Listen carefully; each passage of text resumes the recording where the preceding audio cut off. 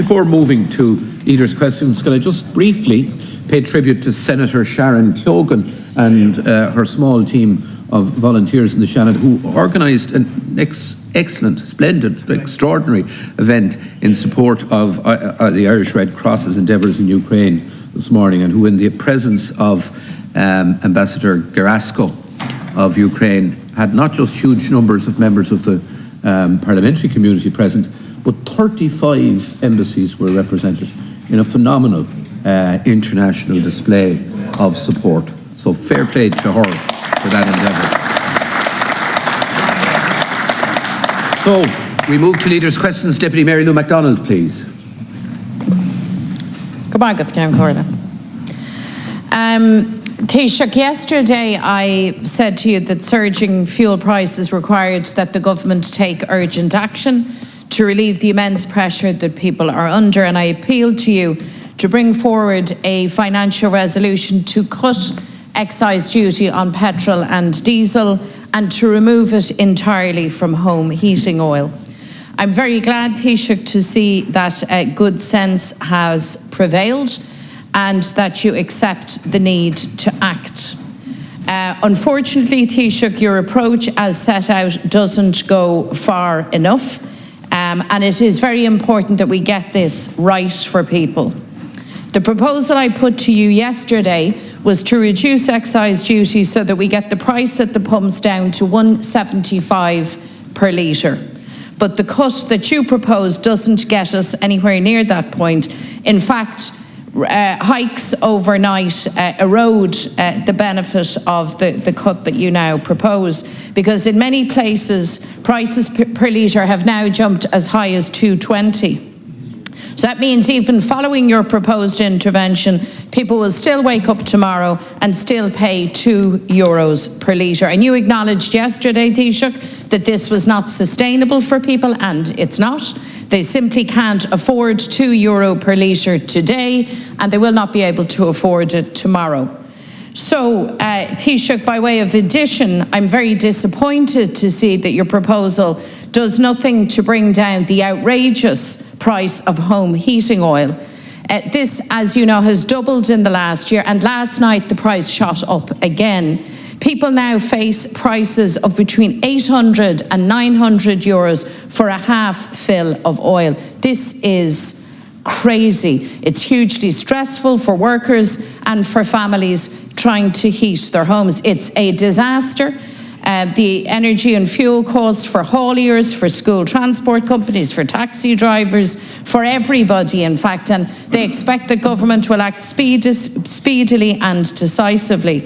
So I want to ask you, Taoiseach, to recalibrate your intervention, to make it fit with the realities of the crisis and to deliver meaningful relief immediately. Now, I have received literally hundreds of messages this week from people regarding the real-life impact of these hikes. And I'd just like Ceann Comhairle to mention two women as it happens. Amy is one of them and has young children. And she told me that she now chooses between driving the children to school or having a hot meal ready for them. She says what she's experiencing is she describes as torture. She told me that she spent €120 on diesel in the last 8 days alone. She has a son. She says, my son has a hospital appointment on Monday, and I seriously don't think I'll be able to afford to take him, even though he really needs to go. Lorraine, another woman in the process of saving for a mortgage, says it's costing her and her partner an extra €50 a week for fuel. €100 a week in total, and she calculates that up to €5,000 a year just to travel to work. She describes her situation as soul-destroying. So Taoiseach, ní héanda came a bháil soch fada ní mór dún price na pumpia all sias go €10 seachtain cúig an litre agus no more than rialtas gníomh pránach I dhéanamh chun costas óla taobh a laiadú. So this is the day, Taoiseach, to get this right. We work with you to get this right. We can't have delay, we can't have half measures.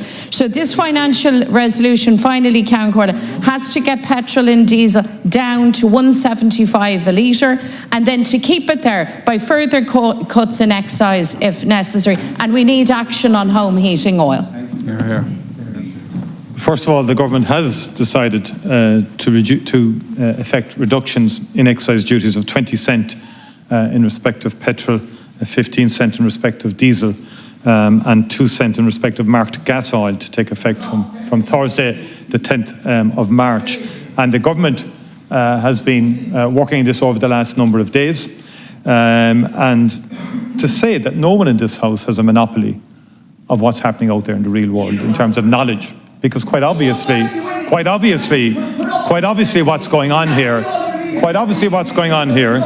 is the international, with the greatest respect, Deputy Hillary, stop trying to just seek glory for yourself and allow people to just... No. Deputy. I'm sorry, Count Corda. Please.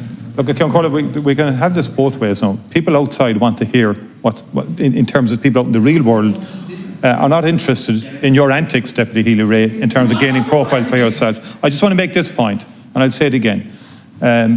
Everybody knows that, first of all, global factors have caused the massive increase in the price of oil and the price of gas. Oil is internationally traded commodity. We are price takers. The price increases have been beyond this government's control and most governments' control across Europe. And the impact of the war in Ukraine has been stark in terms of the dramatic increase in the prices of oil and gas.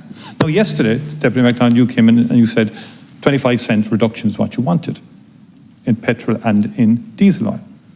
You can't bring it down 25 cent in diesel because of the energy directive. You can't. And the reduction of 15 cents in respect of excise on diesel is the most that can be provided for when taken in conjunction with the diesel rebate scheme in the context of the minimum rates of excise established in the EU Energy Tax Directive. Now, you didn't do your homework yesterday. And you came in here sort of saying you wanted it done. No. We want to reduce the pressure on people. We want to reduce pressure on people. That's why we're reducing by 20 cents on petrol and by 15 cents on diesel. We would like to do more on diesel, but there are regulations and frameworks there under EU law which will not facilitate that right now. We're working with our European Union colleagues to see can we bring greater flexibilities into that. The same applies to VAT. Home heating oil is not excisable, but there is VAT at 13.5%. And that, if you bring that down to lower levels, you run the risk of going up higher once the crisis is over, up to 23, because we have a derogation on VAT on energy. And that's something we want to protect for the long term, the derogation we have, which keeps the VAT rate lower than it otherwise would be. And if you consider, and if, again, the objective facts are, last year we spent about in 2020 we spent 3.4 billion on importing fuels into this country.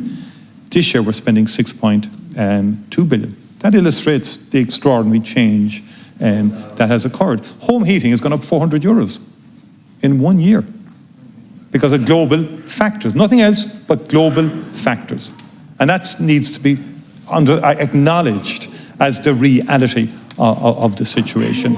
And, Deputy, in context of €400, in the context of and you're the very guy that will be looking for all the Redford grants for people all over Kerry, and you'll be up here standing, roaring and shouting about additional expenditure for this, that and the other. Government expenditure this year has gone up 5.5%, or about 5%, sorry, in terms of core government expenditure. That's about 80 billion that we've allocated in the budget. And since then, so up 5.5%. Since then, now, with this package, and the package a month ago, we're looking at an additional 800 million already, and we're only in March. In terms of responding to this international crisis, which has driven oil prices and gas prices to exorbitant levels. And we're going to continue to work to protect people, particularly those in the lowest incomes. Please. Can we please adhere to the time limits? Deputy Mary McDonald, please. Taoiseach, Amy can't get her child to a hospital visit. Now, I'm not asking you to control by some, dint of miracle international events. I know you can't control them, neither can I. Nobody here can. I'm asking you to do every single thing that you can, and do it quickly, to ensure that mothers like Amy, that couples like Lorraine and her partner, that workers, that small businesses do not totally get caught into a grip of what is becoming panic, because people simply cannot make ends meet. And I put the proposition to you yesterday that you cut excise on diesel and petrol and get it down to about 175. And I accept that people will still struggle with that. But let me tell you this. The prices are growing at such a rate that people expect you to stretch yourself, to stretch our European partners, and to act in what is a crisis situation. By the way, Count Corlett, we've been on to the Taoiseach since last September about VAT and talking to the Commission about VAT. You didn't do that, so don't cry now.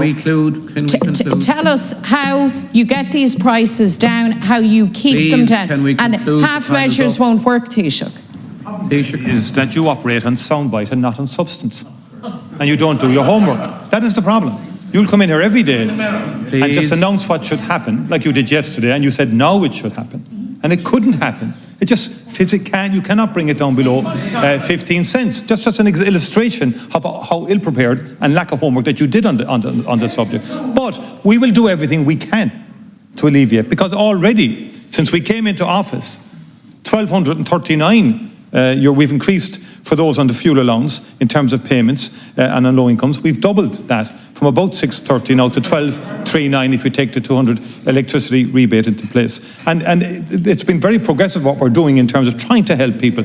And we can't, and I accept, just as you have said yourself, we cannot cushion the entire blow to the public. But we will do everything we can, right across the board, as we announced in the package a month ago, in terms of reducing travel costs, in terms of public transport, in terms of the 125, in terms of fuel allowance grant, in terms of the 200 electricity, the cut to electricity bills that we've announced, the DPS, in terms of bringing the threshold down to €80, and so on.